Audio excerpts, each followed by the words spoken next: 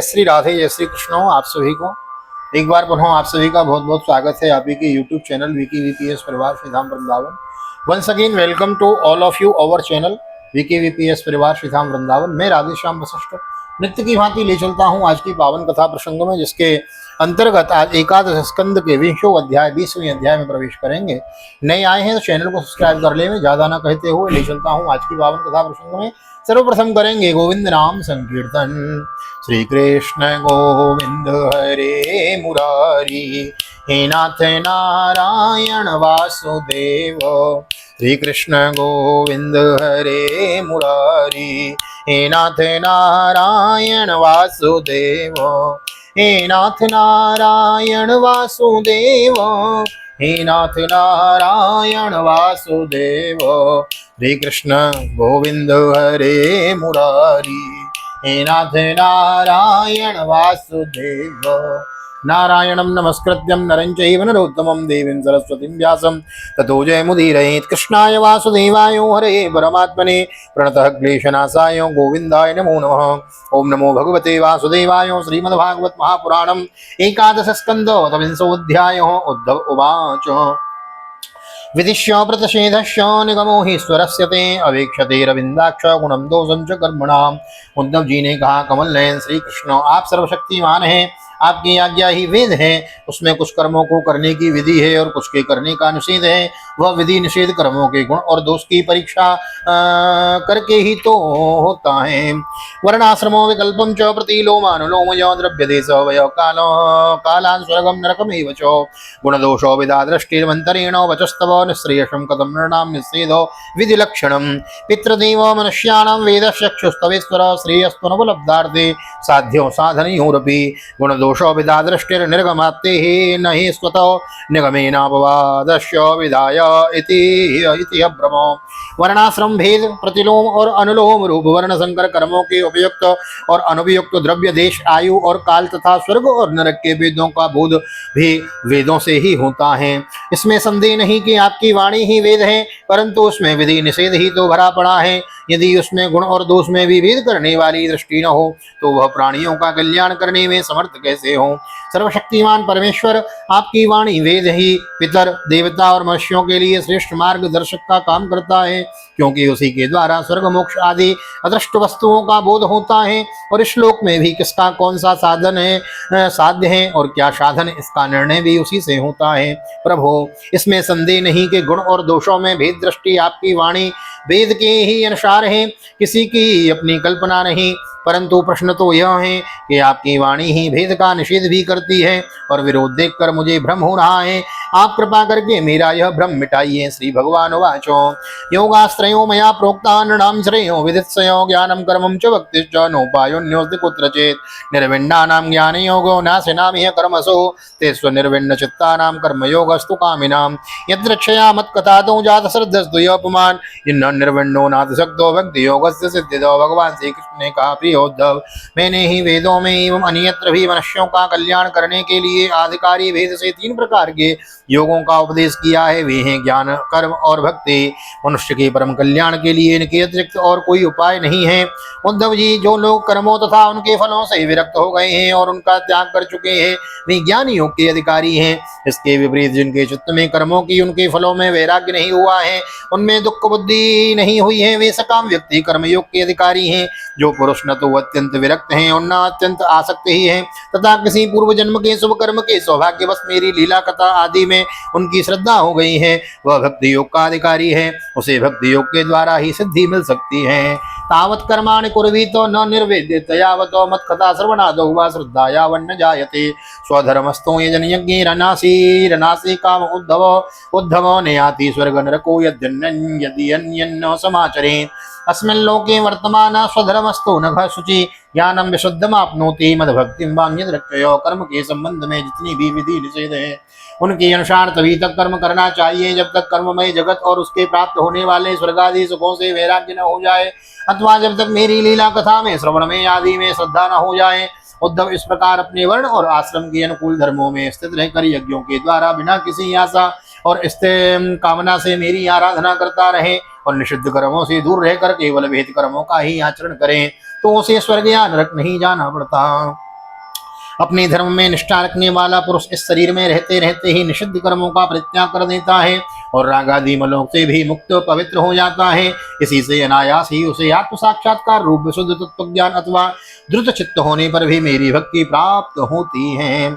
स्वर्गिणोप्येतमीक्षन्ति लोको निरयनस्तथा साधकं ज्ञान भक्तिभ्याम् अभयं तद साधकं न नरः स्वर्गतिं कांक्षे नारकिं वा विचक्षणो नेमं लोकं च कांक्षितो देहावेशात् प्रमाद्यते।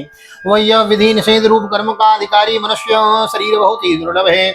स्वर्ग और नरक दोनों ही लोकों में रहने वाले जीव इसकी अभिलाषा करते रहते हैं, क्योंकि इसी शरीर में अंतःकरण की शुद्धि होने पर ज्ञान अथवा भक्ति की प्राप्ति हो सकती है। स्वर्ग अथवा नरक का भोग प्रधान शरीर किसी भी साधन से के उपयुक्त नहीं है। बुद्धिमान पुरुष को न तो स्वर्ग की अभिलाषा करनी चाहिए और न नरक की ही, और तो क्या इस मनुष्य शरीर की भी कामना न करनी चाहिए, क्योंकि किसी भी शरीर में गुण बुद्धि और अभिमान हो जाने से अपने वास्तविक स्वरूप की प्राप्ति साधन में प्रमाद होने लगता है। एतद् विद्वान पुरा मृत्यो रभवायो घटेत स अप्रमत्तो इदं ज्ञात्वा मर्त्यम्यप्यर्थ सिद्धिदं छिद्यमानं यमेरेतं कृतनीडं वनस्पतिं खगस्वकेतमुत्सृज्य क्षेम याति यलम्पटो। यद्यपि यह मनुष्य शरीर है तो मृत्युग्रस्त है, परंतु इसके द्वारा परमार्थ की सत्य वस्तु की प्राप्ति हो सकती है। बुद्धिमान पुरुष को चाहिए कि वह यह बात जानकर मृत्यु होने के पूर्व ही सावधान होकर ऐसी साधना कर ले जिससे वह जन्म मृत्यु के चक्कर से सदा के लिए छूट जाए, मुक्त हो जाए। यह शरीर एक वृक्ष है, इसमें घोंसला बनाकर जीव रूप पक्षी निवास करता है। इसके यमराज के दूत प्रतिक्षण काट रहे हैं। जैसे पक्षी कटते हुए वृक्ष को छोड़कर उड़ जाता है, वैसे ही अनासक्त जीव भी इस शरीर को छोड़कर मोक्ष का भागी बन जाता है, परंतु आसक्त जीव दुख ही दुख भोगता है। अहोरात्रे सिद्ध्यमानं बुध्वा युर्भवय वेपथो मुक्त संगम परम बुध्वा निरीहोपशाम्यति न देहवाद्यं सुलभं सुदुर्लभं प्लवं सुकल्पं गुरुकर्णधारं मयानुकूलेन नमस्तवे नितं पुमान् भवाब्धिं न तरे स्वात्महो। जीव दुख ही भोगता रहता है प्रिय उद्धव। वे दिन और रात क्षण क्षण में ही शरीर की आयु को क्षीण कर रहे हैं। यह जान करके जो भय से कांप उठता है वह व्यक्ति इसमें आसक्ति छोड़कर परम तत्व का ज्ञान प्राप्त कर लेता है और फिर इसके जीवन मरण से निरपेक्ष होकर अपनी आत्मा में ही शांत हो जाता है। यह मनुष्य शरीर समस्त सुफलों की प्राप्ति का मूल है और अत्यंत दुर्लभ होने पर भी अनायास सुलभ हो गया है। इस शरीर से संसार सागर से पार जाने के लिए एक सुदृढ़ नौका है। शरण ग्रह मात्र से ही गुरुदेव इसके केवट बनकर पतवार का संचालन करने लगते हैं और स्मरण मात्र से ही मैं अनुकूल वायु के रूप में इसे लक्ष्य की ओर बढ़ाने लगता हूँ। इतनी सुविधा होने पर भी जो इस शरीर के द्वारा संसार सागर से पार नहीं हो जाता वह तो अपने हाथों अपनी आत्मा का हनन अधः पतन कर रहा है। यथारंभे सुनिर्विण्णो विरक्त संयतेन्द्रियो अभ्यासेनात्मनो योगे धारयेदो चलम मनोः धार्यमाणं मनो यर्हि भ्राम्यता स्वानवस्थितम् अंतर्दितो अतंद्रितो निरोधेन मार्गेणात्मवसं नयेतो मनोगतिं न विसृजेत् जितः प्राणो जितेन्द्रियो सत्त्वसम्पन्नया बुद्धिया मनो आत्मावसं नयेतो। ये सवै परमो योगो मनसो संग्रह स्मृतो हृदयज्ञत्वमनुवीक्षन्तस्य सेवार्वतो मुहुः। प्रियोद्धव जो पुरुष दोष दर्शन के कारण कर्मों से उद्विग्न और विरक्त हो जाए, जो जितेंद्रिय होकर वह योग में स्थित हो जाए और अभ्यास आत्मानुसंधान के द्वारा अपना मत मुझ परमात्मा में निश्चल रूप से धारण करें, अपना मन मुझ परमात्मा में निश्चल रूप से धारण करें। जब स्थिर करते समय मन चंचल होकर इधर उधर भटकने लगे तब झटपट बड़ी सावधानी से उसे मनाकर समझा बुझाकर फुसलाकर अपने वश में कर ले। इंद्रियों और प्राणों को अपने वश में रखें और मन को एक क्षण के लिए भी स्वतंत्र न छोड़ें।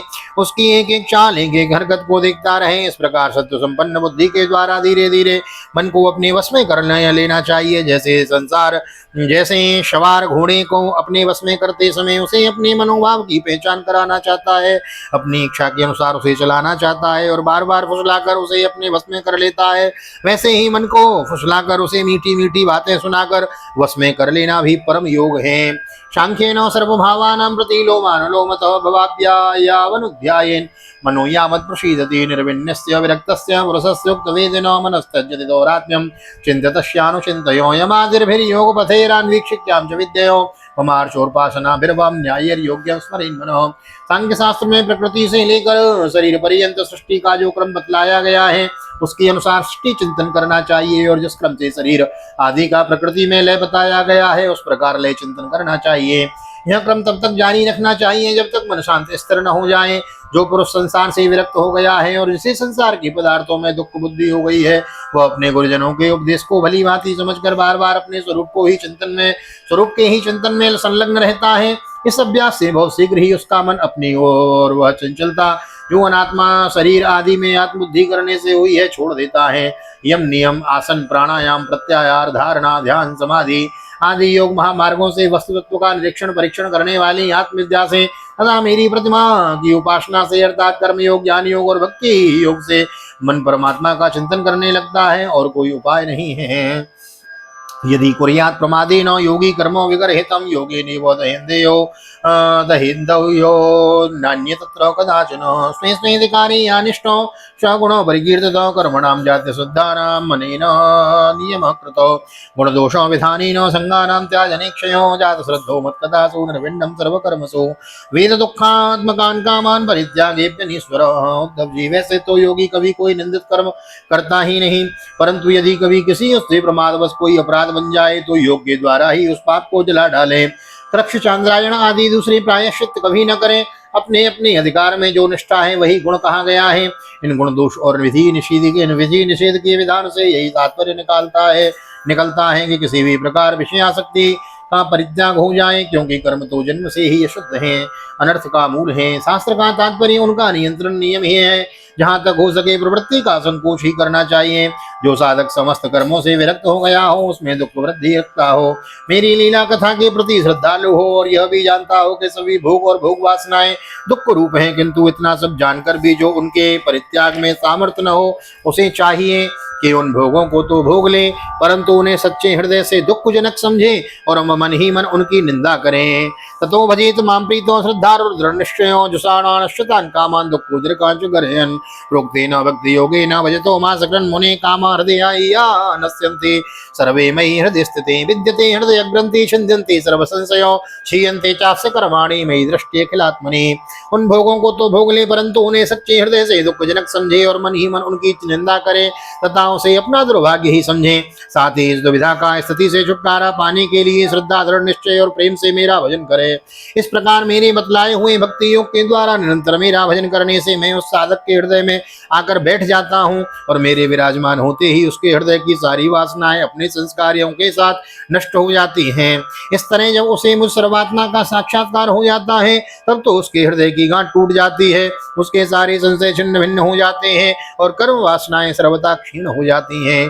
तस्मान् मद्भक्ति युक्तस्य योगिनो वे मदात्मनो न ज्ञानम न च वैराग्यम प्रायो श्रेयो भवेदेयो यत्कर्मभिर्यत्तपसो ज्ञानवैराग्यतश्च ज्ञानवैराग्यतश्च यत् योगेन दान धर्मेण श्रेयोभिरतरैरपि सर्वमद्भक्ति योगेन मद्भक्तो लभतेऽञ्जसो स्वर्गापवर्गं मद्धाम कथञ्चित् यदि वाञ्छति न किञ्चित् साधवो धीरा भक्ता एकान्तिनो मम वाञ्छन्त्यपि मया दत्तं कैवल्यं पुनर्भवम्।